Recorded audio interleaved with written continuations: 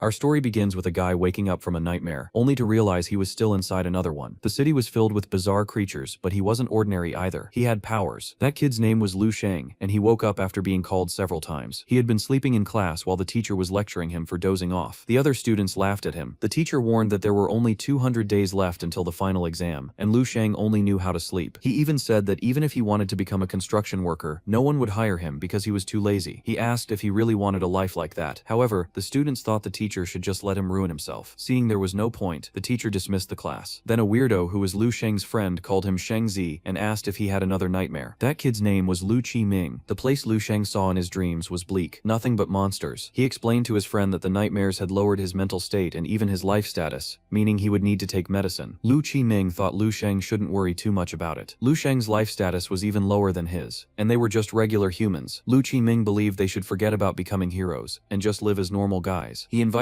Lu Sheng to go to a LAN house to play games, but Lu Sheng didn't want to. He wanted to go home because he was in a bad mood. Lu Chi Ming insisted, and even offered to pay for some drinks, but Lu Sheng still refused. Soon other students called Lu Chi Ming to play, and they said goodbye. Lu Sheng had reincarnated into that world, and couldn't believe he still had to worry about exams. His previous world wasn't that different from this one. As he walked, he glanced at the large screens on the buildings, showing the news. Out of nowhere, a muscular girl carrying several boxes passed by and told him to get out of the way because he was spacing out. The reincarnated guy stared at her, wondering when he would become as strong as she was. The scene then shifted to an old man receiving a massage from his wife. He asked her to be gentle, but she called him fussy and told him to be quiet since she was almost done. Lu Sheng arrived home. It was his parents. His mother said she was going to prepare dinner. Seeing his father's condition, Lu Sheng suggested buying a blood circulation device, since it could improve his vital energy. It had been recommended by a classmate. The old man told his son it was just because of his age, so that wand was nothing serious. He had also brought home a gift, regeneration powder. His wife was shocked because it was extremely expensive enough to buy a car. She kept slapping her husband playfully, saying he was amazing, though it almost looked like she wanted to kill the old man. Lu Sheng's mother thought it was a good moment to celebrate. She brought home leftover pork from work so they could celebrate the father's effort, showing how poor the family was. The two parents then asked about Lu Sheng's life status. Had he reached beer coin 85? His sister's was already close to beer coin 9. Lu Sheng was surprised and embarrassed, so he went to his room to exercise. He practiced a body reconstruction technique, performing several poses based on yoga and martial arts. These techniques were meant to help beginners strengthen their foundations. 300 years ago, the world had changed. Cracks appeared in the sky and the earth. Monsters emerged from them, and everything shifted. Humanity sought a new kind of power, unlocking a genetic limit within themselves. As a result, everyone's strength increased drastically, and humanity entered the era of martial arts prosperity. Even so, in a world full of monsters, humanity was still at a disadvantage. People died constantly. To survive, everyone practiced martial arts to preserve their species. After finishing 3 sets of the body reconstruction technique, Lu Sheng reflected that he had lost status because of the nightmares. His father had even gotten medicine for him. He had support, but he refused to believe that was his limit, so he decided to do more sets, until he felt dizzy. Suddenly, he was back in the field from his nightmares. He tried to wake up but couldn't. A monster attacked him, a zombie. He was knocked down but narrowly dodged another attack by luck. Lu Sheng was terrible in combat. His life status was only born 7, yet he wanted to become a martial artist. He kicked the zombie with all his strength, quickly stood up, grabbed a stone and smashed its face. But happiness never lasts long. A blue energy flowed out of the zombie and seeped into Lu Sheng. Suddenly, he began seeing the zombie's memories from when it had been human. The man had once talked about joining the army, eventually enlisted, trained with soldiers, and later witnessed monsters attacking their base. Lu Sheng didn't understand why he was seeing those memories, leaving him confused. At that moment, another zombie tried to attack him, but something strange happened. Energy surged through his body, and he knocked the zombie down, returning to normal. He was terrified. He had never been strong before. Then he realized the strength was slowly entering his body. It wasn't just memories he had gained. He had also inherited the zombie's physical power. Lu Sheng was shocked. He had suddenly gained life experience and strength. He hoped it wasn't just a dream, yet everything felt incredibly real. He noticed more energy still lingering in the creature. The words base 1359 appeared in his mind. It had been mentioned in the memories he saw. He concluded he needed to find base 1359. Something important might be there. He figured he would need to kill more zombies to continue progressing in strength. Their memories were useful to him. Then he felt something strange and woke up. He was drenched in sweat. His sister knocked on the door, saying it was time to eat. He opened it and greeted her. She treated him like trash, practically a prophet, convinced he was just a lazy bum who wanted to sleep all day. Her name was Lu Chinche, and she was quite beautiful. Lu Sheng admitted he had fallen asleep unintentionally. She was surprised to see he looked muscular but turned away, telling him to hurry up and eat. She couldn't understand how he had gained muscle so quickly. He remembered that when they were younger, they had been close, but everything changed after her first school evaluation results. She was much stronger than him. Someday, she would enter a prestigious martial arts university. He had become a useless, worthless brother, but when he took off his shirt, he saw his muscles. He didn't didn't even feel lazy despite having just woken up. He was full of energy. He also remembered all the zombies' memories and could use the combat techniques he had inherited. Since he was stronger, he began to believe he could bring the power from his dreams into reality. He never imagined he could grow stronger just by dreaming. It sounded like a fairy tale. He then went to the table to have dinner with his family. He ate like a starving man, loving the taste of his mother's cooking and asking for another bowl. Then he realized his whole family was staring at him in shock. He quickly changed his behavior. Even he didn't understand why he had started eating like that. But his father didn't want his son to go hungry after all. Lu Sheng was in his own home. Soon, he asked his wife to make a bit more rice for their son. He figured Lu Sheng was going through puberty, which was why he was eating like a beast. He even gave the boy a firm pat on the shoulder, saying that the next day he would bring some tonics and nutritious ingredients for him. Still, Lu Sheng kept trying to belittle her brother. Their father thought it was wrong for her to look down on him. He believed in his son's potential. Lu Sheng began thinking that if his health status had increased in the dream, he could test it at a dojo. The scene then shifted to him standing at the entrance of a martial arts gym owned by a man named Ni Hong Chuan, a specialist in boxing techniques and a well-known figure in Baiho City. He was a level 4 martial artist. In that world, combat power increased with each level, so reaching level 4 was no small feat. Lu Sheng was surprised by that information. Basically, a level 4 martial artist was almost superhuman. He also noticed that the school was mostly attended by kids from wealthy families. Still, he decided to ignore that and focus on gaining experience from the zombies in his dreams. He stepped inside where a woman welcomed him and asked if he wanted to enroll in the martial arts enrichment class. He replied that he was only there to test his health status and combat power. The receptionist could already tell he came from a poor family. She showed him the way. Lu Sheng placed his hand on the measuring device which displayed his health status, 0.96. He was thrilled. He was catching up to his younger sister, who was considered a genius. If things continued like this, he might truly advance along the path of martial arts. Next, he wanted to check his combat power. He moved to another machine, and using the experience and combat techniques he had absorbed from the zombies, struck it. The machine displayed 113 combat power. He was completely stunned, thinking the result couldn't be real. With that number, he could truly become a martial artist. Lu Sheng was excited. He had only slept for an hour, yet his health status and power had risen dramatically. He couldn't even imagine what would happen if he slept for 10 hours or more. Later, the scene shifted to him lying down with wide open eyes, frustrated because he couldn't fall asleep when he actually wanted to. He shouted like an idiot, but it was only 9 at night, too early to sleep, so he decided to exercise until he became exhausted. While practicing, he suddenly performed a movement perfectly, one he had failed to execute ever since he was a child. Shocked, he realized it must be thanks to the body training techniques he had inherited from the zombies' memories. He tested other moves and discovered he now knew more than 200 different attacks. The more he practiced, the more he felt he had also gained breathing techniques. Lu Sheng found it all fascinating. He was evolving at an insane rate. Then a bizarre hunger struck him, so intense that he collapsed to the floor. He had no idea what was happening. He figured his body couldn't produce enough energy after his status increased. It now required nutrients on a massive scale. The problem was that his family's income was low, so getting supplements wouldn't be easy. He couldn't let his progress be hindered. He needed money. Then he remembered that the school would reward exemplary students with a certificate worth over $10,000. To earn that money, he would have to demonstrate his strength. The scene shifted to the sports arena, locker room. Luo Qiming felt relieved because the teacher hadn't spent the entire class talking about exams. Then he noticed Lu Sheng's improved physique and asked where he got the juice, since they hadn't even been apart for 10 days. Lu Sheng simply said he had been training hard. His hair had also grown, and he needed a haircut. Luo Qiming assumed his friend had trained just to show off during combat class and impress the girls. But Luo Qiming himself wasn't focused on girls, though he did think this might be a chance to become popular. The scene then moved to the martial arts hall. The combat instructor, Zhong Zhongguo, told the students to consolidate what they had learned in the basic martial arts course. Luo Qiming had heard that the teacher was level 2 and had even fought monsters before. That was why he had a scar on his arm. However, Lu Sheng felt that the techniques of a level 2 martial artist were too basic compared to what he had absorbed from his dreams. After explaining key points, Zhang Zhongguo selected a student named Yang Yifei as his demonstration partner. The girls were practically drooling over him, thinking the blonde boy was handsome. Luo Qiming disliked that guy because he always stole the spotlight. The girls liked him for being rich and good-looking. Soon, Yang Yifei launched a kick, and the teacher blocked it easily. Lu Sheng thought that now he could reach a much higher level than Yang Yifei. He would fight for what he wanted. Zhong Zhongguo told Yang Yifei that his movements were sharp, but that he needed to improve his balance. He planned to have other students spar with him to help with that. However, Yang Yifei believed the teacher was weaker than his family's private coach. His future would be far brighter than Zhong Zhongguo's. The teacher then asked who wanted to fight Yang Yifei. The poorer students avoided eye contact, pretending not to hear. Luo Qiming whispered to Lu Sheng that they couldn't beat that blonde guy. They would just embarrass themselves. Zhong Zhongguo felt the students were too cowardly, making it hard to teach them properly. In the end, he said that only those who cultivated their life status and practiced martial arts would shine. He believed no one in the class was at Yang Yifei's level until he noticed Lu Sheng's gaze. It carried a different kind of light, as if he had already experienced countless battles. Impressed, he chose Lu Sheng. Luo Qiming tried to stop his friend, hand, warning that he would only ruin his reputation further. Lu Sheng told him to calm down. He had been training hard. The match would last 10 minutes and was only a friendly spar. The two took their stances. Zhong Zhongguo was surprised by how calm Lu Sheng looked. Even though he was facing the strongest student in class, he even asked about Lu Sheng's life status. Lu Sheng answered that it was 0.8, hiding the truth. The teacher found it strange. That was quite low. He announced the start of the match. Yang Yifei immediately tried to provoke Lu Sheng, telling him to protect his weak points, especially his head. Lu Sheng humbly thanked him for the advice and said he was ready. In the next instant, Yang Yifei moved at astonishing speed, his fist flashing toward Lu Sheng's face. He was already confident he would land the hit. The other students gasped in shock. Yang Yifei smiled, certain he had already won. For a moment, Yang Yifei didn't understand what had happened. Lu Sheng was no longer in front of him. He had lowered his body and delivered a full-force punch straight to Yang Yifei's face. The blow sent him bouncing across the floor until he slid to a stop near the other students. The teacher stood there in complete shock. Lu Sheng had taken him down with a single punch. Not even he had expected that. Yang Yifei's face was swollen and distorted. Everyone was wondering what the hell had just happened. Zhong Zhongguo quickly told someone to call the nurse. The arrogant Yang Yifei was carried out on a stretcher. Lu Sheng apologized to the teacher, explaining that he hadn't controlled his strength properly. Zhong Zhongguo tried to reassure him, saying they were still learning and it wasn't too serious, but he needed to talk to Lu Sheng in private. He called him to his office. Meanwhile, Lu Qiming overheard all kinds of whispers from the stunned students. Inside the office, Lu Sheng noticed a bonsai tree on the desk and was surprised. Zhong Zhongguo explained that everyone has hobbies and everyone has secrets. He made it clear that he knew Lu Sheng's life status wasn't just 0.8. Lu Sheng tried to explain that 0.8 had been the result of his last measurement. The teacher asked if he had taken any drugs to increase his strength status, since that was against the rules. Lu Sheng was shocked and swore he had never used anything like that. Zhang Zhongguo decided to measure his life status again on the spot. If he had taken drugs, the number would fluctuate. He also wanted to test his combat strength. Lu Sheng placed his hand on the device. The result, 1.5. Zhong Zhongguo was stunned. In his eyes, Lu Sheng was now a legitimate martial artist, and only 18 years old. At that rate, he would be considered a genius throughout the entire city. Next, Lu Sheng punched the combat machine to test his power, but he ended up destroying the machine, along with Zhong Zhongguo's bonsai. The teacher almost cried, seeing his precious bonsai completely shattered. He realized that Lu Sheng's strength was far beyond that of a level 1 martial artist. After the chaotic scene, Lu Sheng sat nervously in a chair. Zhong Zhongguo asked when he had last measured his life status. 15 days ago, Lu Sheng answered. The teacher was deeply shocked. That kind of growth was practically impossible, unless he came from a wealthy family with a great master guiding his cultivation. But Lu Sheng denied all of that. When asked how he had gained strength so quickly, he simply said it was a secret. Zhong Zhongguo was truly impressed. He remembered his own student days. His stats had been good, and after many years of cultivation, he had reached level 2 and joined the army. But on the battlefield, he realized humanity could never truly triumph over monsters. Compared to them, humans were small and fragile. Only those with overwhelming strength could defeat such creatures. In a way, those powerful humans were monsters themselves. He sighed and told Lu Sheng he would speak with the educational administration immediately. Lu Sheng could study under the best teachers and enter the top classes. Lu Sheng felt grateful, but thought he didn't really need that. After all, he cultivated in his dreams. Of course, he couldn't say that out loud. The teacher insisted, and eventually Lu Sheng agreed, but he had two conditions. He wanted to apply for the martial arts scholarship, and he wanted more free time during school hours. Zhong Zhongguo agreed. He even said he would personally provide 30,000 to help him, since he clearly needed money. As for the schedule, he would need to consult the administration. Then he handed Lu Sheng a black martial arts card, containing at least 100,000. He told him to repay it whenever he could. Lu Sheng was stunned. Zhong Zhongguo wanted him to dedicate himself fully. He wanted to restore the school's honor through Lu Sheng. With a prodigy like him, Baihe Academy would rise again. Before the exam, he could even use Lu Sheng as a secret weapon to shock rival schools. The teacher needed to inform his superiors. After so long, they finally had someone qualified to go there. The scene then shifted to a boxed supplement product being sold. A woman was promoting it to two young girls, saying the bottle was on sale. A mother was buying it for her daughter. Lu Sheng watched silently. His parents couldn't afford something that expensive, and only very strong martial artists could truly earn large sums of money. For someone poor, becoming one of the top martial artists was extremely difficult due to limited access to quality resources. His sister was a prodigy. She could change her destiny, but in the end, her potential hadn't been fully realized because of him. His stats had always been lower than hers. Still, he didn't want to become a mediocre martial artist. Now he had the chance to change everything. He saw some classmates walking by and chatting. He realized that in the past, he hadn't done much to change his fate. He hid in video games and was reluctant to let go of his connection to his previous life. He had been like a fish trapped in a tank, comfortable, but confined. He didn't know if abandoning that comfort was the right choice. But now everything had changed. He had broken free from those limits and stepped into a world beyond. He could change everything. Thanks to his dreams, he had mastered combat techniques. He had already progressed. He silently promised Kinche, his father and his mother, that he would continue seeking greater strength. The scene shifted again to him fighting a zombie. He knocked it down with a punch, though it wasn't easy. That zombie zombie had likely been a martial artist in its past life. He was close to base 1359 and found it strange that he hadn't encountered many monsters nearby. Suddenly, several zombies appeared, but he wiped them out. At last, he found military base 1359. He was stunned. A gigantic wall surrounded it. It looked more like a city than a base. He climbed up and found a thick breach in the wall. It looked like it had been caused by infiltration. If such a powerful civilization had fallen to monsters, what would the future look like? He noticed a group of buildings different from the others, likely the military command center. But inside one building, there was someone, a zombie, and it was holding a sword. The zombie suddenly awakened. Lu Sheng was startled. A shockwave hit him. An overwhelming aura. The zombie's presence alone intimidated him. He decided it was best not to approach for now. Instead, he explored the surrounding area, encountering weaker zombies and taking them down. He entered a building inside. There were no zombies. It looked like a normal apartment. There were no signs of forced entry. He began to wonder, had the people inside turned into zombies because of that terrifying black mist? Then something caught his attention. Curious, he touched a device. It activated. A voice command system announced that it was rebooting the program. A hologram of a girl appeared before him, stating that he was accessing heavenly law technology. Lu Sheng was terrified. The holographic image stood right in front of him. Worse yet, the unknown entity was speaking the exact same language as he did. So he began to believe that the thing had some kind of real-time translation, or something like that. The holographic girl explained that she had been created by celestial law technology. She was an artificial intelligence with a 16th generation brain, designed to assist him. She managed the internet network of military base number 1359. Lu Sheng realized that future technology was extremely advanced. He asked her to show him the most recent news. The AI tried to connect to Skynet, but the connection failed. She then attempted to access the database of military base 1359. Lu Sheng was immediately bombarded with news, revealing that they were in the year 11024. He saw something about a class 10 martial artist, which left him quite shocked. He began to believe that this world might be parallel to his own, because in that case, the progress in martial arts would be unimaginable. Suddenly, he saw the sky cracking open and countless monsters appearing. The technology and martial arts of that world had evolved to an incredible level, but even a class 10 martial artist and a tall, sturdy wall were unable to defend against anything. The monsters destroyed everything, and there was also a black mist. That was when Lu Sheng realized that the civilization had given up, and even sought another planet where they could live properly. After they were annihilated, there was no more good news. In the end, he acknowledged that humans were incapable of preventing extinction, even with a thriving civilization. He asked the AI to investigate the history of the world, and once she provided everything, he began to examine it. That was when he realized he was looking at the history of his own world, leaving him wide-eyed. Everything he had seen earlier was not another world being destroyed. It was his own world being destroyed, 10,000 years in the future. He still hoped it was just a coincidence, and that they were not the same worlds. Soon he asked whether the AI could retrieve his personal information. She found the information, and Lu Sheng examined it. He was confused, because according to the records, he had lived until the age of 28, and had been nothing more than an ordinary citizen. He then asked the AI to search for any information about his sister, but she lacked sufficient authority to access it. He was only listed as a guest, while his sister was a martial artist. He could provide a drop of blood to create an account, but he had no idea how to do that. At that moment, the AI simply bit his finger, leaving him completely embarrassed. She obtained a drop of his blood, and began the analysis. Lu Sheng felt that the future had gone too far. Suddenly, the AI changed completely, announcing that the revolution plan had been activated. He did not understand what was happening. Soon he saw that his personal information had changed entirely. His photo had changed as well. He then realized that the future had shifted. He had ranked 23rd in Baihe City, and had entered the city's martial arts university. 3 years later, he joined the armed forces. He served at Tiananmen military base, and died on the southern battlefield at the age of 37. He was still single. He had become a first lieutenant, though without making major contributions. He believed that after becoming stronger, the future had changed. The information before he turned 18 remained the same. In the end, he saw that he had not achieved much glory. He could not be considered a genius, which left him dissatisfied. Still, he thought some information might be wrong. Soon he began reflecting, believing he should ignore all of it. He needed to continue cultivating and reaping the benefits of the land of dreams. Only then could he completely change his future. He was not satisfied with ranking 23rd in the city. He wanted one of the best rankings in the world. Everyone should know of his existence. He wanted to become strong so that humanity would not go extinct. He wanted to be the savior with the power to change history. Being completely ambitious, he would be the one to begin the revolution. Next, the scene shifted to Lu Sheng's home. He had just arrived, and his mother found it strange that he was not wearing his uniform. She asked whether there were no classes that day. Lu Sheng explained that his teacher had dismissed him so he could study at home. Chunche did not understand, as she had never heard of such a thing. After eating, he said he was going to his room to study. Chunche watched her older brother closely, noticing how much he had changed in such a short time. He entered his room when Professor Zhong Zhongguo called to inform him that his scholarship had arrived. The professor also did not understand why Lu Sheng had not gone to school. However, Lu Sheng said he did not have much time and would hang up and contact him later. Lu Sheng was focused. He wanted to grow stronger and surprise everyone. The only way to go far was by showing his power, and he had to reach the top to find a way to change the future. Thus, he returned to the land of dreams and asked the AI to search for all the martial arts methods, notes, and tips she could find. The problem was that she found too many results. He asked her to filter them better, ranking them from best to worst for first-class martial artists. She filtered them, and soon he saw the greatest methods from 10,000 years in the future. The Stellar Body Refinement chapter, created by Wang He, the Natural Breathing Technique, created by Yang Yizhou, and Crystal Contemplation, created by Duan Yifeng. All of them were top tier. Their creators were level 11, whereas in his world, the strongest was only level 9, something incredible to him. They were only introductory chapters, yet they would already make an enormous difference. All of them were included in Project Spark. It even seemed as if their creators had known the fate awaiting them, so they preserved all that knowledge for someone in the future to use, which worked because Lu Sheng was now seeing it. Stellar alchemy was essentially about turning the human body into a miniature universe, clearing the mind and maintaining the spirit, refining chi and strengthening the body, refining every mental cell, transforming each one into a cell of immeasurable power. The body would become a field of infinite transformation, reaching the ultimate level of defense and strength. He then decided to look at the natural breathing technique. The first form was fire breathing, where he felt a breath of fire, as if flames were burning inside his body. It frightened him slightly. Next he examined crystal visualization, which focused on purifying the mind and strengthening willpower, essentially spiritual power. He sat on the floor and tried it, until he saw his spiritual world. He knew that a martial artist had to value spiritual will, as it would make evolution much easier, but he did not know what to do. He was unfamiliar with that world, so it might take time. Suddenly, he woke up feeling extremely tired. He also noticed a terrible stench, and could not believe it was his own sweat. Nothing could convince him that it had not come from the dream world. In the end, he had not expected it to affect the real world. He decided to take a shower. The techniques were multiplying within his body, eliminating impurities. His training would progress much faster. When he received the scholarship funds, he could begin making medicinal formulas to further increase his power. He believed this would also impact the global pharmaceutical industry. Next, the scene shifted to Bai He Academy. Professor Zhong Zhongguo handed Lu Sheng the scholarship and asked him to inform him when he planned to return to school. Lu Sheng immediately apologized to the professor, believing he had caused trouble. Zhong Zhongguo only wanted to make sure Lu Sheng would go to school at least once a week. After that, Lu Sheng left his office. It had only been 2 days since the professor had last seen him, yet he already felt he could no longer understand the young man. Walking down the street, Lu Sheng thought about his next step. Since he now had money, he wanted to quickly resolve his blood qi deficiency. Having obtained medical formulas from the future, he might be able to produce the most efficient supplements. According to the AI, at his current stage, the most suitable supplement was something called muscle and blood fortifying broth. There was also a bone nourishment pill. Since he did not have enough money to fully fund everything, he decided to rent the facilities of a pharmacy. He went to a laboratory, but the person in charge did not understand and thought Lu Sheng was joking. He explained that the lab was the most valuable facility in the entire pharmacy and made it clear that Lu Sheng would never gain access to their secret formulas. He then shut the door in Lu Sheng's face, calling him a bum. However, Lu Sheng had already knocked on the doors of 7 shops. He had bought the necessary ingredients and could make a few portions. There was a total of 80,000 on the card the professor had given him, and Lu Sheng believed the professor had added some of his own money to it. Since he could not rent a proper lab, he needed to buy basic equipment and try to make it himself. Eventually, he found a pharmacy in a rather suspicious area and decided to check it out. A young man was staring at his phone and was extremely rude to Lu Sheng, making it clear that he should just take what he wanted and pay, and not even think about stealing, since there were security cameras everywhere. In the end, Lu Sheng realized the pharmacy was not interested in doing proper business, as he had not been treated well. The foolish pharmacist was drooling over some girl on his phone. Without hesitation, Lu Sheng crushed the phone in his hand, as if it were nothing. The man became furious, but Lu Sheng released an overwhelming killing intent aura. The pharmacist was instantly frightened and asked what Lu Sheng wanted. Lu Sheng asked whether they had a pharmaceutical laboratory there. The man was confused. He was there to sell medicine. Lu Sheng explained that if they had a lab, he would like to make a deal. In the end, they reached an agreement. Lu Sheng would pay 500 per hour and could use the laboratory for only 3 hours. Lu Sheng did not even want to hear the rest and said he would pay in advance. He entered the lab and began making preparations. It was his first time doing this. He prepared the ingredients, removing the green scales from a mutant lizard, liquefying condensed moonstone, and cutting a branch that was incredibly hard. After completing all the steps, he successfully obtained the muscle and blood enrichment soup. He felt happy, as he had succeeded on his first attempt, but he would only know for sure after ingesting it. He decided to taste it. It had no flavor at all, which made him question whether he had failed. Suddenly he felt something overwhelming and collapsed to the ground. The supplement's effects were extremely powerful, replenishing the blood qi he lacked. The results were incredible, and there were no side effects. This was knowledge accumulated over more than 10,000 years of martial arts development. At that moment, someone began knocking on the door. Lu Sheng did not understand his time was not up yet, and he did not want to be disturbed. However, the pharmacist was desperate, telling Lu Sheng to run. He could not explain the situation but urged him to leave through the back door because the boss had returned. She was an extremely elegant woman named He. The pharmacist was embarrassed, trying to speak to his boss. He did not understand what was happening, since she had said she would go to the neighboring city that day, yet she had returned very quickly. The fool admired her endlessly, thinking she looked beautiful as always, and believing everything she did was extraordinarily elegant. He was completely infatuated, convinced he was the only one who could protect her. Deep down, he even believed they could have a happy ending together. As he stood there drooling, he suddenly shouted his name, Ma Fei. She demanded an explanation, asking whether he had secretly brought someone into her alchemy laboratory. She had noticed that her clothes were dirty. Even when she was angry, Ma Fei still thought she looked beautiful, but he denied everything, lying shamelessly. He had no patience and told him to disappear. Ma Fei was confused and tried to explain himself, but she thought he was nothing more than an idiot. She was furious, realizing she would have to clean and disinfect everything. The table was completely dirty. She could not believe someone had even used the laser activator and controller. Then she noticed the green-scaled mutant lizard remains. She had never seen a method like that before. He immediately assumed it was someone trying to develop their own medicine. However, that required vast pharmaceutical knowledge, enormous funding, and many experiments. For someone without their own laboratory to attempt such a thing made her curious. What gave that person the confidence to place hope in something so unrealistic? Then she noticed that not only had someone used her laboratory, but they had also broken equipment. She decided to analyze the residue, examining its appearance and smell. She identified the ingredients but had never seen anything like it. Curious, she tasted it. Just a single drop. Her eyes widened instantly. The scene then shifted to Ma Fei. He was standing with his luggage, sighing and blaming everything that had happened on Lu Sheng. He was deeply regretful, unable to believe that his story with he had ended like that. He only wanted to see her again. But when he turned around, he was there, calling out to him. Ma Fei was confused. She told him to stop immediately. His eyes filled with tears, and he opened his arms toward her, declaring that his place was eternally by her side. However, he grabbed him by the collar and began shaking him. She demanded to know who had used her laboratory. She wanted to see that person immediately. Ma Fei did not understand. She repeated herself impatiently, making it clear she had no tolerance for him. But if he told her who the person was, he would get his job back and his salary would be doubled. Ma Fei quickly informed his boss that he had the contact information of the person who used her lab. She snatched his phone, visibly agitated. The medicine she had just tasted was at least 10 times better than the blood-strengthening tonics on the market that cost over $100,000. It even had additional effects, such as improving the user's skin. It was essentially a world-class tonic. She was overjoyed to have found someone like that. This was an opportunity for her family. Meanwhile, the scene shifted back to Lu Sheng. He was training using the stellar body refinement technique, an ability capable of awakening the potential of the human body. It was something beyond ordinary human comprehension. In the end, he believed that at this rate, he would truly be able to give birth to a real star within his body. The natural breathing technique also helped tremendously. Without combining it with the breathing method, the results would not be nearly as good. His vitality had increased significantly. He had also prepared 12 portions of that medicine beforehand. With his current physique, 2 portions per day were enough. However, he needed to find a way to produce more within 6 days. Soon, he received a call on his phone. He glanced at it and decided to answer. It was he. She apologized for the inconvenience and introduced herself as the person in charge of Yumingshan Medicinal Hall. She mentioned that she had examined the tonic he left behind and made it clear that it could become a product capable of changing their era. She wanted to collaborate with him. Lu Sheng agreed but stated they would meet in 1 week. He grew anxious, insisting they meet immediately, but Lu Sheng hung up on her. She immediately turned to Ma Fei again, making it clear that he was to find the person responsible for the tonic as soon as possible. The sooner he found him, the better. He had 6 days. She would pay him $10,000 for each day he saved her. Ma Fei was overjoyed and asked her to keep her word. However, he thought she might be misunderstanding something. The person who used the lab was not even 20 years old and looked like a student. He was stunned by that revelation. The scene then shifted to Lu Sheng in the Land of Dreams. He was beating up a zombie, but that was not all. One massive zombie was holding something, and Lu Sheng decided that creature would be his target. The enormous zombie crushed what it held in its hands. Lu Sheng was only level 1 and wondered if he could withstand a level 4 martial artist. The zombie threw a punch at him. He blocked it, but the impact was brutal. The zombie's strength was twice his own. He could not afford to take such blows directly. As the zombie continued attacking, Lu Sheng dodged and quickly delivered a powerful kick, knocking the massive zombie to the ground. He followed up with another strike and finally killed it. He quickly absorbed its memories, seeing that the person had once fought monsters and died on the front lines while trying to protect the city. He realized he was killing people who had once died defending humanity. When alive, that zombie had been rank 5. That was why its punches were so powerful. Lu Sheng managed to defeat it because zombies had no intelligence, and it had lost an arm, fighting purely on instinct. It had been a week since he learned those techniques in the Land of Dreams. After obtaining the giant zombie's fist techniques and integrating them with the stellar body refinement secret art and the natural breathing technique, his power would increase 100-fold compared to before. But the fight was not over. More zombies appeared to face him. He decided to test his newly integrated attack, what he called Stellar Impact. The scene shifted again. He was back at the same dojo as before, speaking to the receptionist and asking to rent an evaluation machine. She wondered why he had returned so soon, especially since the exams were about to begin. Stats did not change overnight. He explained that perhaps he had improved a little. Normally, people waited months before reassessing. She told him which room was available. He immediately checked his vitality, 15.6. It had increased dramatically. He had already surpassed the standards of a rank 2 martial artist. It made made sense. He was consuming advanced tonics and practicing supreme martial arts techniques. Next, he checked his combat power. Throwing a powerful punch, the machine displayed 337 combat power, more than double the required standard. He believed that if a skill affected combat power, then his supreme combat power should be even higher. He prepared and unleashed stellar impact. The scene shifted abruptly. The receptionist asked whether he had finished, noticing how happy he looked. Lu Sheng did not deny it. She wished him good luck on the exam, and he left. She thought he was kind of cute. At that moment, a girl arrived with a young man. The girl was Ni Shuang, daughter of the master of Hongchuan Martial Arts Academy. She asked the receptionist what she had been talking about. Ni Shuang mentioned that she had brought the young man for his medicinal bath. She asked whether the boy who had just left was someone the receptionist was interested in. The receptionist said she simply thought he was handsome. The young man felt jealous and tried to brush it off, saying that in their world, what truly mattered was martial arts proficiency. Lu Sheng looked like nothing more than a kid. Ni Shuang commented that the poor go to school, while the rich practice real martial arts. The young man with her had already possessed high vitality, even before cultivating. After beginning to practice various martial arts techniques, the gap between him and others widened even further, which made him arrogant. Ni Shuang punched him on the head, telling him not to act like an idiot. He was comparing himself to people who did not have the same resources. It was his duty to be stronger, given all the advantages he had. He trembled from the punch. He then told his senior sister that he wanted to see Lu Sheng's evaluation results. Since Lu Sheng seemed slightly older than him, he was curious about his level. In the end, Ni Shuang agreed but warned him not to boast. If Lu Sheng turned out to be an ordinary guy. The receptionist showed them the results. Ni Shuang was shocked. She found it impossible. The young man assumed the evaluation machine was broken, but the receptionist said that was impossible. The maintenance had been done just the day before. Ni Shuang was genuinely stunned by the results, which were real. She asked the receptionist, whose name was Ling, to obtain Lu Sheng's address or phone number. However, Ling did not have his information since he was not a dojo member. Still, she promised to do her best to help find him. Ni Shuang was truly determined. The scene then shifted to Lu Sheng getting out of a taxi. The driver tried to introduce his daughter to him, an awkward conversation. Lu Sheng had made up some excuses, so he would not seem crazy for coming all that way just to take the rank 2 martial artist certification test. Suddenly, as he was about to enter, a frantic man rushed out, nearly knocking him over. The man looked like he was in agony, as if power were leaking out of him. The Martial Arts Association's machines were customized and far more precise, so the results there might be lower. However, Lu Sheng welcomed the increased precision. He wanted to know his exact limits. He approached a blonde receptionist and asked for information about taking the martial artist certification test. She handed him a form to fill out and told him that afterward he should proceed to room 52003. When he arrived, he saw that the line was enormous. He did not have much time and did not know what to do. Nearby, he overheard 2 guys talking about a girl. They thought she was pretty and seemed strong as well. Lu Sheng noticed that most people in line were around 25 years old, which made him quite young in comparison. Suddenly, a huge man appeared and started cutting in line. One of the men was holding his form excitedly, believing he was about to begin his path as a certified martial artist. Suddenly, the big guy pushed past and shoved a man, making his eyes bulge like an owl's. People immediately grew worried, since the guy was huge, built like a refrigerator. It was obvious he would stand out. However, some people didn't like it, and with loose tongues declared that he shouldn't cut in front of everyone. After all, he had basically walked straight up to the staff member in charge of the entrance and handed over his form. He was breaking the rules, but in the end, when the staff member looked at his form, he thought the man really should go first. He was there to take a rank 3 martial artist assessment. Many people were shocked to hear that, after all, there were only 10 rank 3 martial artists in the entire city of Baihe. In that world, strength ruled, and the strong enjoyed every privilege. So the big man named Zhao Changfeng stepped forward to take his evaluation. Obviously, people didn't like it, thinking Zhao Changfeng was quite arrogant. Suddenly, he took the test, showing a vitality stat of 107.2, leaving everyone stunned. Then came the combat power assessment, where he shook the very structure of the room. The crowd was terrified. The result was a staggering 10,831. The staff member congratulated Zhao Changfeng on that score. He would receive a cultivation supplement of 30,000 per month, along with a rank 3 martial artist certificate. Zhao Changfeng hadn't even noticed that the impact he caused had knocked several people to the ground. Everyone was frightened, except Lu Sheng. He had been observing the standard of a rank 3 martial artist. The young woman who had drawn attention from some of the other candidates was also very surprised, thinking Lu Sheng was acting like some kind of legendary martial artist. Since no one else was standing in line anymore, everyone had fallen, and the queue was in complete chaos. Lu Sheng asked the person in charge if he could go next. The person operating the machine, seeing how calm he was, allowed him to proceed. Lu Sheng placed his hand on the machine, showing a vitality stat of 15.7.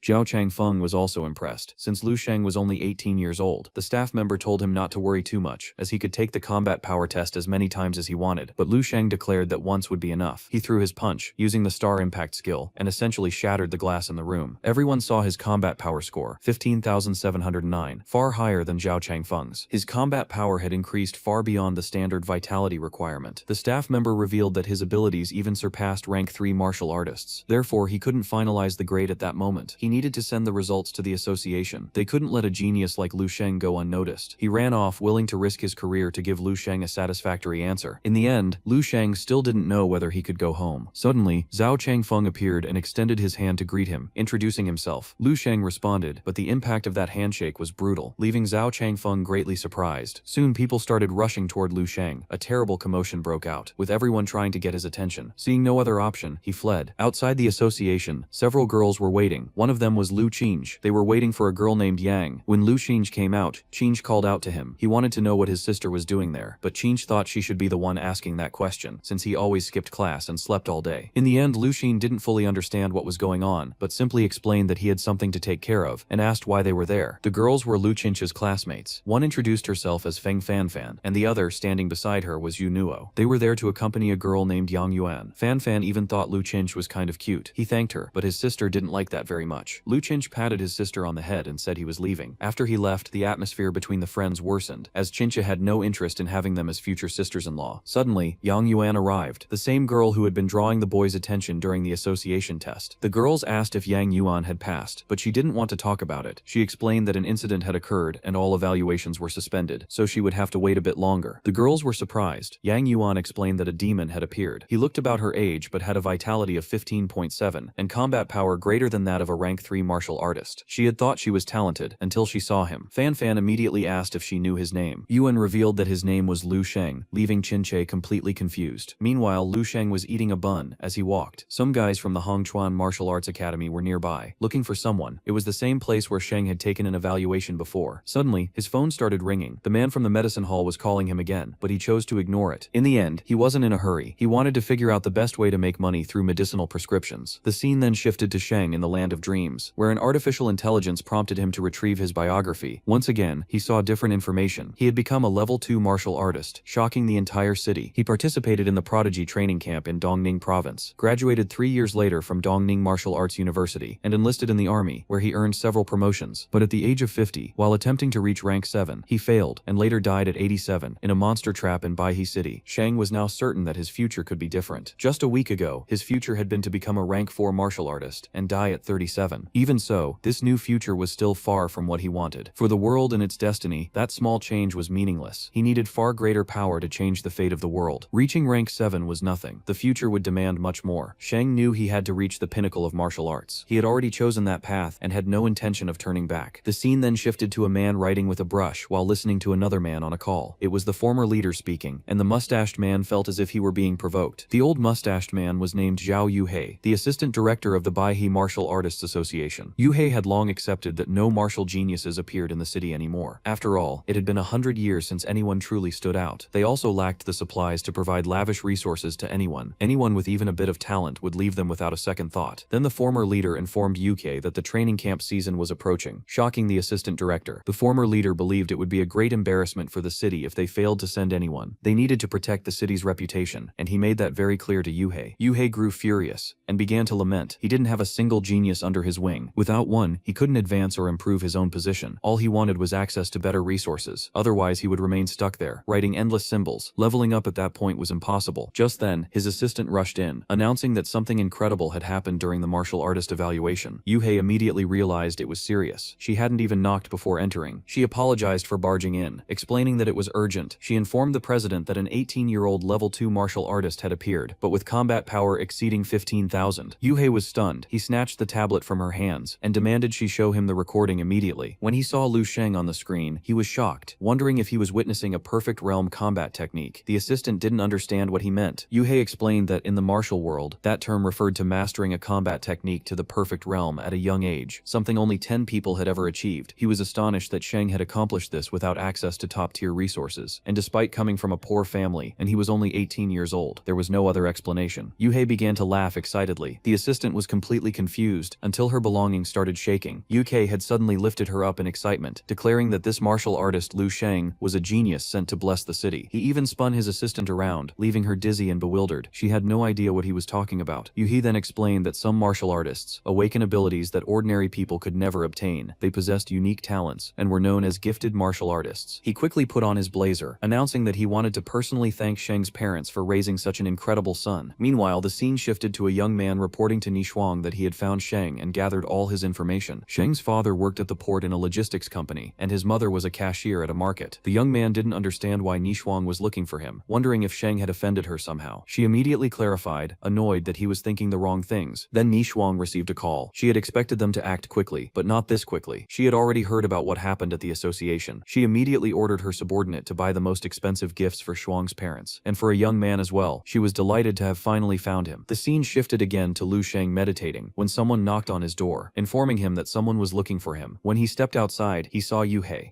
Sheng recognized the president, and they greeted each other. Yuhei was pleased that the young man remained calm and respectful, showing that he didn't get nervous easily. Sheng, however, wanted to know who the girl was. His mother introduced Nishwang. She mentioned that they had met before at the martial arts center, and Sheng remembered. Yuhei decided to be direct. He wanted to reward Lu Sheng by officially promoting him to the next stage of level 2 martial artist. His performance during the evaluation had been outstanding. Furthermore, his stipend would now match that of a rank 3 martial artist. Considering his exceptional martial Dao talent, they had also decided to grant him several $1,000,000 as encouragement. Lu Sheng's family was stunned. His parents nearly fainted, thinking it was a dream. Qinshe covered her mouth, her jaw practically dropping. Yuhei expressed his hope that Lu Sheng would continue working hard, shine even brighter, and achieve even greater accomplishments. Lu Sheng thanked the association for their support, but he knew there was no such thing as a free lunch. He asked directly if the association wanted something from him in return. President Yuchie was quite surprised by his straightforwardness. After a brief sigh, Yuhei took out a letter and honestly explained that he wanted Lu Sheng to participate in the Dongning province talent training camp. At that moment, Qinshe could no longer contain herself. She stood up, unable to believe what she was hearing. She knew that camp was reserved for truly gifted and elite martial artists. Although prestigious, it was also a place that crushed talents. She recounted how a senior from her martial arts center, someone with the best potential there, had once entered that very camp. He had gone in full of ambition and vigor, but after experiencing the harsh reality of the training camp, he never recovered from the psychological blow and ended up becoming an ordinary person. Kunsha warned Sheng that his future was already bright. He didn't need to risk it. Yuhei admitted the risks, but insisted that the camp selected true talents. He was certain that this young man was different. Judging by his potential, he could achieve far more there. Still, President Yuhei promised to respect Lu Sheng's decision. Without hesitation, Sheng took the letter from the president's hand and declared that he also believed he hadn't yet reached his limit. Yuhei informed him that he would come to pick him up in 2 days. After saying his goodbyes, he prepared to leave. Nishwang, who was also about to go, was stopped by Lu Sheng, who asked why she had come. Her cheeks turned red. She thought he looked even more handsome in person than in photos. She explained that she was there to invite him to become an honorary disciple of the Hongchuan Martial Arts Center. Sheng didn't understand what that meant. Nishwang explained that an honorary disciple didn't need to attend regular training sessions. He could train whenever he wanted. Everything would be free, and he would receive top-tier guidance. It was basically just a title, with no extra responsibilities. She knew that an 18-year-old at rank 3 level would massively boost Hongchuan's popularity. However, Lu Sheng thanked her and refused. Nishwang grew desperate, insisting he could receive even more benefits. Sheng replied that he had no problem with them, saying he trained at their center, but he didn't want to be a disciple or hold any title. He could cooperate with them without those conditions, otherwise he wouldn't accept. Even so, he still intended to take tests there in the future. After all, it was the closest center to his home. Nishwang agreed, but made one thing clear. The honorary title had to be exclusive to the Hongchuan Martial Arts Center. She also stated that a monthly stipend would be sent directly to his home. After saying that, she stood up to leave. Sheng's parents were overwhelmed with joy. His father could hardly believe that the president of the city's Martial Artists Association had personally visited their house. Sheng reassured them that they weren't dreaming. His mother would no longer need to work the night shift, and his father wouldn't have to endure back pain from exhausting labor at the port anymore. Sheng was now earning money himself and could support the family. From now on, his parents wouldn't have to work so hard. The scene then shifted to the philanthropy hall. He was restless. A week had passed, and she still didn't know Sheng's name. She had searched everywhere and found nothing. She was furious at being unable to track him down, especially because the studies based on his formula had produced astonishing results. The liquid she had approved was stronger than most class 3 medicines, had dozens of additional benefits, and practically no side effects. She slammed her hand on the table in frustration. Ma Fei, who was cleaning nearby, was startled. Nervously, he told his boss that he had found him. He pointed to the monitor, showing a photo of Lu Sheng. The news reported that he had passed the level 2 martial artist test at only 18 years old, and it clearly displayed his name. He collapsed into her chair, clutching a cushion in disbelief. The genius she had been searching for so desperately was just a student. The scene shifted again, to the sea of trees. A poor bird had been living peacefully until Sheng dashed past at absurd speed, splashing water everywhere. He was unbelievably fast. He hadn't realized that combining the power of the fixed star within him and the absorption technique from the dreamland could boost his agility to such a degree. He decided to name the technique Cloud Chasing Step. Soon, he reached the mountain's peak and watched the sunset. He began using the natural breathing technique. With each breath, he absorbed energy from the air. His body continuously recovered, allowing him to push his limits further further and further. At the same time, he sensed everything around him, the subtle changes in nature and the harmony of the universe. He advanced. His blood and chi increased significantly. He had originally gone there to gather ingredients for a pill, but he ended up breaking through in cultivation instead. In that era, humanity had not yet discovered the medicinal value of those herbs. He had already placed an order for herbs at the foot of the mountain, so they should be ready by now. Before leaving, he wanted to test the cloud-chasing step and see how quickly he could descend the slope. The scene then shifted to the base of Solitary Mountain. He asked the vendor whether his order was ready. The vendor assured him everything was prepared. Lu Sheng checked the herbs and confirmed they were fresh. He then told the vendor he wanted 10 bags of each. The vendor had originally agreed to 500 per bag, but suddenly, with a sinister expression, the vendor declared that it wasn't 500 per bag, it was 1,000, and Lu Sheng would have to buy every single herb in the stall. The boy didn't understand what that strange vendor was trying to say. The vendor thought Sheng was going deaf, making it clear that things were exactly as he had said. He also noticed that Sheng wasn't a resident of the forest of trees, and stated that he should follow the rules of the place. The problem was that there were some guys there ready to make things difficult for Shang. They appeared with knives in their hands while the vendor warned that Shang shouldn't resist. But those guys had messed with the wrong person. They began approaching him, threatening Shang, and saying that everyone there was a level 1 martial artist. Soon they started attacking him. They were a bunch of lowlifes, but Shang simply touched a stone and left it completely cracked, leaving all those idiot thugs confused. Shang then asked about the situation. When exactly was he supposed to stop resisting? The thugs immediately looked embarrassed and quickly knelt down like pathetic worms, apologizing for messing with Shang. They made the excuse that they had been blinded by greed, trying to show regret. In the end, Shang took the herbs he wanted, and the vendor made it clear that he could take anything he wanted, that it was on the house. Shang simply took an entire basket, making it very clear to the shady vendor that he should be honest with his customers. Obviously, after seeing a kid crack a stone with his bare hand, those guys didn't want to get beaten to a pulp. The scene then shifts to the next day, in Dongning province, at the talent training camp. To Shang, the place looked more like a military base. He also noticed military insignias on the participants. He didn't know if wearing them was mandatory, since the one he received had been placed on a pedestal by his mother. He wasn't sure if he would get scolded for not bringing it. At that moment, a soldier asked why he was there alone and where he came from. Shang answered, explaining that he had ended up arriving late. The candidates were already gossiping, finding it funny that Baihe City had only sent 2 students. Then a soldier with a scar on his face confirmed that he was Shang, the student the association's president had mentioned. Immediately, the other candidates assumed Shang was the president's favorite. They believed he was only there because of his connections with the association's president, but the soldier told everyone to stop talking nonsense. He then informed Shang that he could join the group from Qingyuan City, and their entrance ceremony began. Shang didn't understand the reason for the ceremony, but he suspected it wouldn't be something normal. Suddenly, the gate began to close. Everyone panicked because they were being trapped inside. The soldier told everyone to calm down and explained that their mission was to find the exit on the other side of the passage. If they succeeded, they would pass the ceremony. He wished them good luck. People didn't like that at all. The crowd became furious because the ceremony had suddenly turned into a test. Suddenly, everyone started falling. Shang landed on the ground with style, remaining calm and composed, while some people cried, not understanding what kind of trap they had gotten themselves into. Shang soon tried to sense the exit. This wasn't a normal passage. He could feel that there were beings nearby. His mental strength made a difference at that moment. Meanwhile, there was a guy who thought the trap was boring. His name was Lin Xiaoyu. One of his companions was furious to learn that he had known about the trap beforehand, since he had been injured because he didn't know. Lin Xiaoyu believed that anyone who couldn't adapt didn't deserve to be a martial artist. He also didn't want to associate his image with weak people. Tension quickly formed between the two. Then a girl reminded everyone that they were from the same city, so they should work together to figure out how to pass the test. Lin Xiaoyu agreed with her, saying he wanted their city to shine. However, there was an extra person among them. Someone suggested that Lu Sheng should explore the area for them. In the end, the girl thought that wasn't fair, since they were basically planning to throw Sheng into the trap so they could pass safely. While others agreed with Lin Xiaoyu, Sheng then politely excused himself. Lin Xiaoyu was surprised that Sheng showed initiative and said he could join them if he produced results. However, Sheng made it very clear that predators walk alone. Only prey gather in packs. This made Lin Xiaoyu furious, and he declared that he would kill Lu Sheng if he kept acting like a boss. Suddenly, several spheres appeared beside Sheng, which startled Lin Xiaoyu. They were mechanical puppets, giant robots that were stronger than a level 1 martial artist. There were many of them. Lin Xiaoyu began to believe that this test was actually meant to kill them. There was nowhere to run. Sheng knew those robots could even fight level 4 martial artists. It was the first time he had seen something like that in person. Lin Xiaoyu thought Sheng was crazy, since the puppets would activate and attack everything in sight. Others believed Sheng would be turned into paste by the robots. The girl quickly warned him to be careful. One puppet tried to punch Sheng, but he grabbed the punch. Lin Xiaodu smiled, thinking Shang had been hit with full force. Everyone was shocked to realize that Shang had actually caught the punch. Shang expected more from those puppets, and simply by lifting one of them, he completely damaged the robot. Then he squeezed it hard, completely destroying the puppet. People started wondering if he was even human. Lin Xiaoyu, who loved attention, began laughing loudly, claiming Shang was deceiving them because the puppets were supposedly weaker than a level 1 martial artist. He tried to convince everyone that Lu Shang was a nobody and not even rank 1, and that he had only gotten there through luck. To prove he was the real deal, he walked up to one of the puppets, thinking everyone else there was stupid except him. He kicked the puppet's head, which started spinning like a top. People from the same city as Lin Xiaoyu began to believe the puppets were fake. He tried to show everyone, since the puppet's head had fallen off. But at that exact moment, the puppet threw a powerful punch straight into that idiot's face, sending him flying into the wall and leaving a hole in it. He basically received a free facial reconstruction. In shock, he warned everyone that those puppets were actually rank 2. People became terrified because they were surrounded by those puppets. They wanted to know what Shang's rank was for him to be so calm. But Lu Sheng knew that every mechanical puppet had a core. With a single strike, he could quickly destroy them. It was already becoming boring for him. Suddenly, the gate opened. A young man who controlled the puppets didn't understand what had happened because they had stopped working, even though they had been recently purchased. Lu Sheng heard the guy controlling the puppets and made it clear that all of them had been destroyed. He then asked if the second challenge had already begun. The man was extremely shocked. People called him the gatekeeper, even though he himself didn't know he would be the gatekeeper. Sheng had basically set everything on fire there. He thought the gatekeeper was his next challenge, and began walking toward him, using his abilities. The poor guy stood there with his mouth wide open. Meanwhile, a white-haired girl was working at the control console. A young man holding a mug thought it was just another pleasant day, until he noticed that the girl was there. Her name was Shu Qin, though she didn't like it when he called her that. The young man's name was Xiaojun Qin. She told him he should find something to do, since he seemed to have so much free time. He sat down and asked if she was already aware of the quality of the students at that year's camp. She replied that only 8 of them had met their expectations so far. They then began checking the candidates who were fighting. Xiaojun soon noticed a girl who had a psychic fighting style, which caught his attention. Xiaojun revealed that this psychic martial artist had been the most impressive so far. Her name was Lin Xia, and she was already close to reaching rank 2. Twin started flattering Xiaojun, but she immediately cut him off. Even so, he said the candidates didn't seem that bad. Then he suddenly saw something that left him very shocked. The scene shifts to Evaluation Room 7, where a puppet was being violently pushed back. Shai Lin had done it using her psychic abilities. That was the last puppet. However, Shai Lin felt that something dangerous was inside that place, something that seemed to be rank 3. Even so, she believed it wasn't part of the evaluation, since it hadn't appeared to face her. When she entered the area, she was surprised to see several guards holding shields. Shai Lin wanted to understand what those men were trying to protect. She used her mental power and sensed 2 people fighting on the other side, which confused her, since the targets of the evaluation were supposed to be robots, not humans. Lu Sheng suddenly looked directly toward her, because he could also use that ability. That shocked her. She immediately slammed the door shut. Trembling, she tried to understand what that had been, because that gaze had been terrifying. Xiao Jun and Shu Qin left their room because they wanted to see things up close. Xiao Jun asked for information about everyone who had entered Corridor 12. Suddenly, Lu Sheng appeared. He had completely destroyed the gate. The guards relaxed when they saw it was just a student, but the next moment they were shocked, because Lu Sheng was carrying a man with him. Shu Qin knew he wasn't a student from Qingyuan City, and asked who he was. Lu Sheng introduced himself, saying he was from Baihu City. Xiao Jun said Lu Sheng had a lot of courage, because he hadn't only destroyed expensive robots, he had also beaten up the supervisor. Sheng felt a little embarrassed, and explained that it had all been a misunderstanding. He had thought that fighting the supervisor was part of the evaluation. At that moment, Shuiqin began releasing her energy toward Sheng. She then congratulated him for passing the entrance evaluation, but said that for now he should go rest. Sheng thanked her. While watching the video footage of Shang, Shuiqin realized that he was different, because the robots had looked like mere toys in his hands. Shoujin showed Shang's records, which stated that he had only 15 vitality and 15,000 combat power. Shu Qin then revealed that she had evaluated Sheng using her psychic energy, but she hadn't felt anything unusual. He hadn't even shown any kind of reaction. Shoujin wondered how she planned to deal with that monster, but she hadn't made any decision yet, because all the information didn't seem accurate, so she decided they should prioritize monitoring Sheng, since that year's selection seemed like it would be very interesting. Meanwhile, Sheng wondered to himself if what she had done was a psychic energy scan. That instructor's psychic power had been at least 5 times stronger than his. He had withdrawn all of his own psychic energy, but he didn't know if she had discovered anything. A soldier then informed him that it was mealtime, and showed him the cafeteria. Shinj felt a little embarrassed because he didn't want to cause trouble, but he asked how much he was allowed to eat. The soldier replied that he could eat as much as he wanted, since it was his first meal there. The problem was that Sheng began stacking plates of food, which left the soldier shocked. Soon after, a girl approached him to confirm his name. She introduced herself as Yang Yuan, representing the same city as him. She asked if he remembered her, since they had been in the same martial arts evaluation. She also asked if she could sit beside him. Shang bluntly told her that it wouldn't work for her to sit next to him. The food was unlimited, and she could go get more for herself. Naturally, that irritated Yuan because she didn't want his food. Shang then remembered the association's president, saying that their city hadn't had a representative for years. He didn't understand what was going on. Yuan said he must have misunderstood. By how our city sends representatives every year, but almost none of them pass the entrance evaluation. Even if they do pass, they usually end up being asked to leave because they fail to earn enough points. Shang understood, but he wanted to know what those points were. Yuan explained that points worked like currency there. To obtain resources, they had to spend points. Things like training equipment, tonics, and consultations with teachers. Even the monster meat Shang was eating required points. She explained that up to that moment, only 3 people had earned points. Points were gained by passing tests and evaluations. Yuan revealed who they were. Cao Yang, who was rank 2 and had the stone skin ability. Meng Jinghe, also rank 2, who had a speed ability. And finally the most talented martial artist, Xia Lin, who had psychic abilities and was considered the strongest of them all that year. At that moment, Xia Lin happened to be passing by. She saw Lu Sheng eating a gigantic chicken and was completely shocked. She almost dropped her food but managed to steady the tray using her psychic powers. Yuan then asked Lu Sheng if he knew Xia Lin, but he replied that it had only been a brief encounter. He asked if only those 3 had passed the evaluation. Yuan explained that there had been a 4th person. The problem was that the person was completely insane, someone who had beaten the instructor so badly that he ended up in the hospital, and who had also destroyed all the robots alone. At that moment, Sheng realized what Yuan thought about him. Even though she didn't know he was the one responsible for everything, she would rather believe that someone like that didn't even exist. Sheng realized that only the truly talented managed to enter that place, so he had ended up becoming just a background character among the crowd. Yuan also made it clear that she believed in his potential. With his abilities and talent, and with more time in the training camp, she thought he wouldn't end up weaker than those 3. Shang coughed a little. After all, he was actually stronger, and was just pretending that everything was fine. Suddenly several staff members appeared, and explained that he needed to go in for questioning, since he had destroyed 18 mechanical puppets, and had also knocked the supervisor unconscious, sending him to the hospital. Yuan was completely shocked, realizing that she had been talking to the very demon responsible for all that. Shang, being a bit shameless, said he was still hungry, and asked if he could take another meal to go. In the end, the men allowed it. Shang then apologized to Yuan, saying he had to leave. The other students were completely stunned, because they were witnessing the rumor being confirmed right in front of them. Yuan remembered everything she had said, and became extremely nervous, since she had used several insulting names to describe Shang. The scene then shifts to the command and control center. Shu Chen was there, saying that Shang was practically from another world, because he had burned through half of their 6-month budget in just an instant. Each puppet was worth tens of millions, and none of them could be repaired. However, they decided not to take any action against Shang, since he had simply been taking the evaluation and wasn't actually at fault. Xiao Jun arrived shortly afterward, bringing all the candidates who had passed the evaluation. Shang looked at each of them. Xia Lin was terrified. Chu Qing congratulated everyone on their achievement. She explained that the stronger they were, the more resources they would receive. She would now give them the points and rewards they deserved for completing the evaluation. She handed them several cards. These cards contained a certain number of points. The successful students were very pleased. Xia Lin saw that she had received 100 points, which was enough for her to consult the legendary psychic mentalist instructor. Then she noticed that Sheng's card was white, which confused her. Everyone began watching. Sheng also noticed that his point card was white and thought it was empty. Then he saw the prices. A meal of monster meat in the cafeteria cost 5 points. The training room cost 10 points per session. Training with an instructor cost 30 points per session. And if it involved both a chief instructor and an assistant, it cost 100 points. Sheng quickly concluded that the only thing really worth spending points on was the monster meat. Xiao Jun didn't like that attitude. He believed Sheng should be grateful, because his card actually contained 1,000 points. The chief instructor had even kept the higher authorities away, which prevented Sheng from being charged for the damage he caused. The other students who had passed were completely shocked by that amount. One of them couldn't believe the camp was openly showing favoritism. He found the whole thing disappointing. Xiaolin realized that the other two boys had no idea what Sheng had done during the evaluation. A large muscular guy accused Sheng of spreading rumors about himself and bribing students and instructors. To him, it made no sense for Sheng to receive such attention, since his vitality didn't even look properly refined. If the ideology of the training camp was that the strongest should receive the most resources, then he demanded that Sheng prove his worth. Xiao Jun grew worried about the tension between the successful candidates, but Shu Qin stopped him from interfering. Shelm didn't seem interested in the challenge, but the big guy insisted, wanting to see if Shelm could get past his stone skin ability. Sheng simply flicked his finger. The human boulder was instantly sent flying. Sheng was a bit startled, since he hadn't intended to cause more damage, but the rock-like guy had asked for it. The other two candidates were shocked. Xiao Jun felt relieved that the lake the guy landed in wasn't too large. As if nothing had happened, Sheng calmly asked if he could leave now. Shu Qin asked what his training plans were. He could spend his points and request her personal instruction. Sheng thanked her but said it wouldn't be necessary. He had more important things to do. Xiao Jun thought Sheng was incredibly arrogant, since he was refusing personal training from the chief commanding instructor. Sheng explained that he actually just wanted wanted to sleep. The other two candidates didn't understand what he meant. Shu Qin was also confused, while Xiaojun found the situation amusing. Soon afterward, Sheng returned to his room. Xiaojun couldn't believe the kid had really gone back just to sleep. Xiaojun found it strange as well, since there were no special resources in the dormitories. Xiaojun said they had gained a very interesting resident. For the first time, Xiaojun believed her colleague didn't fully understand. Sheng was like a first-rate whetstone. He could sharpen the others and make them grow faster as well. She remembered someone from their own generation, Ding Peng. Xiaojun immediately remembered him too. Just thinking about Ding Peng made his chest ache. Ding Peng had surpassed everyone in the training camp, trampling over them all, and eventually receiving the title of king. Shu Qin explained that this was exactly her point. People with physical type abilities have a huge advantage in the early stages, but a person's ability isn't defined by strength alone. Growth, experience, and development also matter. Those who rely only on physical power often fade away. Shu Qin believed that this might also be Lu Sheng's future. The scene then shifts to Sheng, fighting a huge zombie. He blocked the creature's attacks. Quickly, he grabbed something to help himself, smashed the ground, and knocked the zombie down. After defeating it, he absorbed the zombie's memories, and discovered that it had been a rank 6 martial artist when it was alive, just like President Yuhei. Sheng realized that the fight hadn't been so simple. He had needed to use his psychic energy to block the zombie's blow. He also knew that compared to improving his vitality, what he had been gaining in the dreamland, footwork, fist techniques, palm techniques, and other skills, was equally important. Human strength has limits. No one can be talented at everything. But Sheng stood on the shoulders of countless people. Because of that, he was gradually becoming someone without flaws or blind spots. Your path in martial arts was the complete martial arts. Since he had only endured the blow because of his psychic energy, it was a pity that his ability was only the most basic type. At that moment, he could only use it against zombies, so he thought it would be better to intensify his psychic energy training, focusing inward without external distractions, and refining his mind. While concentrating, he touched something and became quite surprised. Then he suddenly felt something absurd. All of a sudden, he began to shout. He had finally managed to break through, and he was extremely happy. He then remembered that he hadn't checked his profile for a while, so he asked the artificial intelligence to display his biography. His future had changed again, and he had become a rank 7 martial assistant, which made him excited. Soon after, he asked the artificial intelligence named Ellie to search for advanced techniques such as stellar body refinement art, natural breathing, and crystal visualization. Since he now had level 3 access permission, he could search for higher level techniques. While browsing, he found something he didn't recognize. He decided to take a look. It turned out to be a complete martial arts technique, which left him greatly impressed. Sheng had discovered the divine illumination of the King of Hell. It was powerful and had no restrictions, something unimaginable to him. Essentially, it was an art designed specifically for psychic mentalists, including techniques on how to use psychic energy, battle tips, and most importantly, it was completely different from other psychic arts. It used psychic energy to create another body inside the martial artist. In other words, there would be a second Sheng, a clone that duplicated the martial artist's muscles, cells, and even genes, with the purpose of strengthening every part of the body without leaving a single weakness. Through it, he could strengthen his organs, which would amplify his vitality. That was exactly what Sheng needed the most at that moment. Vitality had always prevented him from improving. If he overcame that obstacle, he could improve any of his statistics. Sheng looked at the name of the creator of that technique. It was Duan Yifeng. Sheng was surprised that someone so talented could exist. And yet even so, the destruction of human civilization had not been prevented. But there was still much to do. The road ahead was still vast for him, so he had to give his best to become stronger. The scene then shifted to 1 month later. Shailin was training when Shu Qin saw her and told the girl that she was progressing rapidly. She could already control 3 stars with ease. Once she managed to control 6, it would mean she had entered the level 1 mentalist realm. Shailin thanked Shu Qin and credited all of her success to the instructor's guidance. However, Shu Qin revealed that she had noticed something. It seemed that Shailin had a weakness in her mental fortitude. Shailin immediately became worried. The instructor asked if someone had caused her some kind of mental trauma before. Shailin quickly remembered Lu Sheng's gaze, and she confirmed it. She then asked if there was any way to resolve the issue. Shu Qin said it was simple. She just had to find the person who caused the trauma and defeat or kill them. Once that happened, the mental trauma would disappear. Shailin immediately became terrified. Shu Qin didn't understand her reaction. Shailin was evolving, so it shouldn't be that difficult for her. But Shailin was even more afraid of Lu Sheng, because he seemed to be wasting all of his time simply sleeping. However, if his abilities stagnated, then maybe she could actually do something about him. The scene then shifted to Xiaojun, who asked Shu Qin how things had gone. Shu Qin admitted that Shaolin was strong, but her character was weak. Xiaojun still believed Shaolin's character was better than the student he was teaching, Meng Jinghe. In the end, Shu Qin believed they had already taught everything they were supposed to. There were only 2 months left, and then it would all be over. Xiaojun couldn't believe that Shang was still the same as always. The team that delivered meals always saw him sleeping. Xiaojun considered Shang a lost cause. He then asked if Xiaojun still intended to use Lu Shang as a whetstone. Shu Qin became irritated and declared that Shang wasn't worth what a cat buries. In any case, she believed they should simply forget about him. The scene then shifted to Yuan, who was sweeping when another girl appeared and said she had come to help. The girl vented her frustrations. Those who had earned 100 points had enough to cover their expenses for 2 months, while the two of them had to save every bit and endure hunger just to survive. She also asked Yuan if she had any news about Lu Sheng. However, Yuan didn't know anything. Lu Sheng had made a huge impression when he first arrived, but the very next day he had completely changed his behavior. Everyone knew that he had locked himself in his room. Perhaps he had realized that the determination of strength-type talents would decrease over time, so he decided to hide himself and increase the sense of mystery around him. But deep down, Yuan didn't think he was that kind of person. The girl then told Yuan to rest, and promised she would take care of the rest. Suddenly the two of them heard someone whispering about Tao Yang, who was about to face quadruple gravitational force. It sounded completely insane. Yuan was shocked because she had almost fainted after spending just 20 minutes in a double gravity chamber. She couldn't even imagine the quadruple one. The girl grabbed Yuan's hand so they could go watch. However, Yuan was worried about Lu Sheng, wondering what he was doing at that moment. The scene then shifted to Sheng, who was still in the dreamland. Meanwhile, Cao Yong was inside the triple gravity chamber. 4 minutes had already passed, meaning he had broken his own record. Soon after, he finished, and everyone thought what he had done was incredible. Cao Yong found it interesting that everyone was celebrating because of that. He imagined what it would be like when he reached quadruple gravity. One of the students told Cao Yong that he would soon advance to the quadruple gravity chamber. Cao Yong then asked how Lu Sheng was doing. The boy replied that Sheng was still the same. He didn't know how to do anything except sleep. Some people even said he was having crazy dreams. Cao Yong thought Sheng was very arrogant. A month ago, he might not have stood a chance, but now he believed he could easily deal with Lu Sheng, since Sheng had spent more than a month sleeping, which was a huge waste of the 1,000 points he had. So he imagined that at some point he might finally get his chance. At that moment, Lu Sheng suddenly appeared, asking Cao Yong for permission as he passed by him at an absurd speed. It was the first time he had seen the gravitational training room, and he thought it actually looked fun. Cao Yong immediately tried to provoke Lu Sheng for spending the entire month sleeping, but Sheng didn't pay much attention. He hadn't expected to spend so many points on food. Because of that, he decided to start training with gravitational force slowly, scheduling only 3 hours. Sheng revealed that he hadn't even noticed that more than a month had already passed, but he wanted to see how strong he had become. However, no one believed he had grown stronger, since he had spent all that time sleeping. Cao Yong suggested that he should warm up first before starting, but Lu Sheng ignored him. Lu Sheng began using level 2 gravitational force, and the big guy thought Sheng would end up getting himself hurt for not taking the gravity training seriously, by stretching beforehand. After all, the external pressure could even rupture internal organs. He believed Lu Sheng either didn't know any of that, or was simply arrogant. The gravity system was activated, but everyone found it strange because it seemed like Lu Sheng hadn't even noticed. Soon Sheng began performing his movements. Cao Yong was shocked. Other people who hadn't been watching before also began paying attention. Sheng's movements were incredibly fluid, and people soon started thinking that what they were seeing couldn't be real. Lu Sheng tested it and liked it, finding the whole thing quite innovative. Then he pressed a button. Cao Yong expected Sheng to stop, because he couldn't handle it anymore. But instead, Sheng pressed the button again. People outside even felt the pressure and didn't understand what was happening. Cao Yong was left speechless. Sheng had increased the gravity to 4 times. Lu Sheng felt the sensation, but he didn't seem shaken at all. He placed his hand on the ground, and everyone stared at him without blinking. At that moment, Sha Lin happened to be passing by. She was very tired because the instructor had been pushing her hard. Then she saw the crowd gathering and didn't understand what was happening, since everyone was staring with their mouths open. She asked what they were looking at. Then she saw Lu Sheng balancing himself under quadruple gravity, using only 2 fingers on the ground. She couldn't believe it. Cao Yong wanted to understand how Sheng could possibly be so strong. After all, Sheng had spent the entire month sleeping, so Cao Yong believed he should have already surpassed him. Lu Sheng found the quadruple gravity quite interesting, but he had already seen enough, so he quickly stood up and pressed the button again, increasing it to 5 times gravity, shocking everyone. Some people even suggested calling others to come watch. At that moment, Lu Sheng began using the natural breathing technique, specifically the earth breathing mode. The news spread quickly. Lin Xiaoyu was very surprised. Lu Sheng kept proving more and more that he was superior. Everyone was excited because Lu Sheng had returned, and they all wanted to see what he was doing there. Cao Yong stared with wide eyes. Sheng was still completely fine under 5 times gravity, and he believed it was the ideal level for him to train at that moment. He should be able to perform the movements of the stellar body refinement technique. It might become difficult to move if he increased the intensity further, but he still believed it wasn't enough. He needed pressure, a pressure that could push him to his limits. He walked toward the control panel, and the people outside wanted to understand what he was doing. Everyone expected him to shut off the mechanism, because he couldn't endure it anymore. After all, it was already unbelievable that he had lasted so long under 5 times gravity. Then Lu Sheng began hitting the button repeatedly, terrifying everyone. The scene then shifted to Shu Qin, who didn't seem very happy because 2 more students had given up on the training. Xiao Jun believed she shouldn't worry about it. Some people simply couldn't endure suffering. He handed her some juice while she remained concerned. If martial artists couldn't endure suffering, then they would never be able to face real battles against monsters in the future. Xiao Jun then decided to check the security cameras. He assumed everyone had gathered in the gravity training room to set new records. Suddenly he became extremely surprised. Someone had broken the gravity room room's record. Shu Qin assumed it must have been Cao Yong, but Xiao Jun revealed that it wasn't him. It was someone he would have never imagined. It was Lu Sheng. He was currently enduring 8 times gravity. Upon hearing that, Shu Qin almost crushed the glass she was holding. She couldn't believe it. Xiao Jun asked what rank Lu Sheng currently was. She didn't know either, but she was certain of one thing. They had finally found the person they had been searching for. Meanwhile, Sheng was breathing heavily. 8 times gravity was already too much for the vitality he currently possessed. In the end, he decided to test the new technique. He constructed the heart, and his vitality immediately increased, surprising him. That was the power of the divine illumination of the King of Hell. Now he wanted to see where his true limits were. When people saw him walking toward the control panel again, they became confused. After all, he was already at 8 times gravity, but Lu Sheng increased it again. Even the people outside began to feel the pressure. Some of them quickly fell to the ground. The gravitational force had reached 10 times. It was something completely different. Lu Sheng collapsed to the ground, and the floor beneath him began to crack. The pressure was so intense that it felt as if all his bones might break at any moment. Sheng was using all his energy just to stay conscious. He couldn't move even a single finger, so 10 times gravity was truly the limit he could withstand. And that was exactly what he wanted. After all, the person destined to change the future and destroy the doomed ending of the world had to be someone capable of surpassing their own limits. At that moment, Yuan realized that Lu Sheng had truly returned. Next, Sheng left the gravitational force chamber. A girl immediately offered him a towel, catching him by surprise. He felt grateful until he checked his phone and realized he had wasted points. He had spent enough for 3 hours, even though he stayed there for far less time. He was also surprised to see that he had received a reward for breaking a record. At that moment, his total points had reached 4,335. People around him were shocked. While he had thousands of points, some only had a few digits. There were even people who hadn't eaten meat for days. At that moment, Sheng had enough points to eat like crazy. People were frightened and stepped aside to let him pass, but they were also curious about where he was going, so they began following him. Yuan widened her eyes, realizing that Sheng was truly superior to everyone else. It was as if he were a fierce tiger walking forward, with hundreds of beasts running behind him. Yuan's friend wondered if Sheng's vitality had already reached rank 4. Then Yuan was left speechless when she realized that Sheng was heading toward the movement studio. The scene then shifted to Meng Jinghe, who was training inside the movement studio. He finished his training with a completion rate of 87%, surpassing many others. He felt extremely proud of himself for achieving that result. In the end, he even believed that a crowd was watching him and feeling inspired to improve their own performance. However, no one was actually watching him. He noticed that everyone was gathered on the other side, in another room of the movement studio. Curious about what was happening, he saw that even Zhukin and Xiao Jun were there. Desperate to find out what was going on, he hurried over to see what they were watching. Someone told him that it was Lu Sheng. At that moment, Meng Jinghe began to laugh. Lu Sheng was known as a sleeper, so there was no way he could break his record. However, the person who had told him this found his reaction strange, and asked who the hell Meng Jinghe was. Suddenly, they heard a loud noise. Meng Jinghe was startled, and couldn't believe that this was serious. Every laser launcher had been activated at maximum power. Lu Sheng had just realized that he needed to avoid the laser beams, and since there was no way to predict where they would fire from, that was part of the training challenge. But to him, it was nothing. The lasers began firing, yet he managed to dodge every single one of them. Meng Jinghe stood there with his mouth open, along with the others watching Lu Sheng's training. It was impossible to know which laser would activate next. Meng Jinghe grabbed the man who had informed him earlier, and asked whether this was really the first time the sleeper had come here. The man confirmed it, explaining that they had followed Lu Sheng there. Before that, Lu Sheng had been in the gravitational force training room, and had broken its historical record, setting it to 10 times gravity. Meng Jinghe couldn't understand how that was possible. Lu Sheng didn't train, he only slept. The difference between them was absurd. Shu Qin also couldn't understand how this could be Lu Sheng's first time in the movement studio. It almost seemed as if he was predicting the lasers. Then she saw him literally acting as though he were predicting them, and she became certain. She tried to use her ability. Xiao Jun noticed and asked what Shu Qin was doing, but she pretended she wasn't doing anything. She found it strange because when she had tested him earlier, there had been no trace of psychic energy in Sheng. She felt the urge to test him again, but thought she might just be being silly. Lu Sheng, meanwhile, liked the training program. He could tell that his movements were becoming faster. Soon he completed level 2. The spectators were confused, because for Lu Sheng it seemed extremely easy. Xiao Jun believed that people thought this way because Sheng appeared so relaxed, while in reality his physical control was perfect. Shu Qin then explained that she wanted to see how far Sheng could go. Xiao Jun immediately realized they were thinking the same thing. Lu Sheng then began level 3 of the footwork and movement training. Almost immediately, numerous balls began flying toward him. Everyone was shocked because it looked extremely difficult. Meng Jinghe felt anxious watching it. Lu Sheng dodged everything, but suddenly the lasers activated again. Sheng realized that it was starting to get difficult. The positions of the laser beams were arranged in such a way that they limited his ability to dodge. Still, he believed that with enough effort he could handle it. He leaped into the air just as an explosion occurred. The two instructors watching were completely confused about how this was possible. The sleeper who never trained was doing something that even a rank 4 martial artist would struggle to accomplish. Xiao Jun didn't like it because his own specialty was speed, and Sheng, at only 18 years old, had already reached that level. Shang suddenly noticed a laser coming extremely close to him, and he realized that he couldn't keep relying solely on his psychic prediction. Xiaojun noticed that Shang was no longer as relaxed as before. At that moment, Shang began to complain to himself, and then he used wind breathing. He started moving so fast that the people watching could no longer see him. It looked as if he had completely disappeared. That was how Shang's completion rate reached 100%. Xiaojun realized that Shang was on an entirely different level after everything he had done that day, and he thought that he and Xiaojun should probably leave. However, Guqing didn't want to. She believed Shang would continue. When Xiaojun saw that Shang had indeed started another level, he thought it was impossible. Shang had begun level 4 training, clearly intending to break every record in a single day. Soon, new mechanisms began to appear. Even Shang was startled because the lasers this time were completely different. Everyone believed it was impossible to dodge them, yet Shang managed to handle it. Seeing that Lu Sheng had reached that level, Xiaojun decided it would be better to keep watching. Shem felt that he had reached his limit regarding the speed provided by wind breathing, so he decided to use the divine illumination ability of the King of Hell. He suddenly felt as if time itself had stretched, and he remembered that certain specialists called this phenomenon the timeless sense. At that moment, Lu Sheng had reached a metamorphosis, something that can only happen to psychic mentalists who reach rank 3. That meant he had entered the realm of rank 3 psychic mentalists. Shuqing was shocked because she could feel it. Suddenly the studio began to crack, and a wall exploded. At that moment she realized that Lu Sheng truly was a psychic mentalist. She immediately began releasing her own power, frightening everyone around her. Shoujun wondered if she had gone crazy. Shuqin said she wanted to test Lu Sheng one more time. She used her ability to direct her psychic power toward him. However, even while continuing his training, Lu Sheng noticed it and defended himself. Shuqin felt the clash and realized that his power was not weaker than hers. At that point she was certain that he was a psychic mentalist. Lu Sheng, meanwhile, realized that he had already reached his limit. He hadn't known that activating the timeless sense would consume so much psychic energy. He had already completed half of the level 4 training. He had used both wind breathing and the divine illumination of the King of Hell, and he could feel that this was all his vitality could withstand at the moment. So he allowed one of the lasers to touch his body, ending the training. His completion rate was 56%, which meant he had surpassed 97% of martial artists in terms of footwork and movement skills. Everyone watching began cheering. Meng Jinghe felt like complete trash after seeing all of this. He had believed he was the best there. Meanwhile, Lu Sheng, despite recognizing his progress, was still worried because 3% of people were still stronger than him in terms of footwork and movement skills. He felt the need to increase his training even further. Shuqing congratulated him, saying he had broken the historical record in the gravitational force training room. But that wasn't all. He had also broken the record in the footwork and movement studio. She then asked if he was planning to go to the combat training studio or the psychic energy training studio next. However, Lu Sheng simply said he wanted to eat, which left Shuqing completely speechless. The scene then shifted to 3 hours later. The two instructors had called Lu Sheng over. Xiaojun explained that they had summoned him to perform a simple evaluation. Shuqin showed him a needle. Every room had one. It was used to measure vitality through a blood sample. She asked whether he had already tested his vitality. Lu Sheng said he hadn't. He remembered that the needle in his room couldn't even pierce his skin. Xiaojun found that impossible. In any case, he asked his colleague to bring the gold blood collection needle. Xiaoqing brought it and explained that it was a blood collection needle designed for level 5 martial artists, which should be enough to draw Lu Sheng's blood. After taking the sample, the result showed that his vitality was 26.4.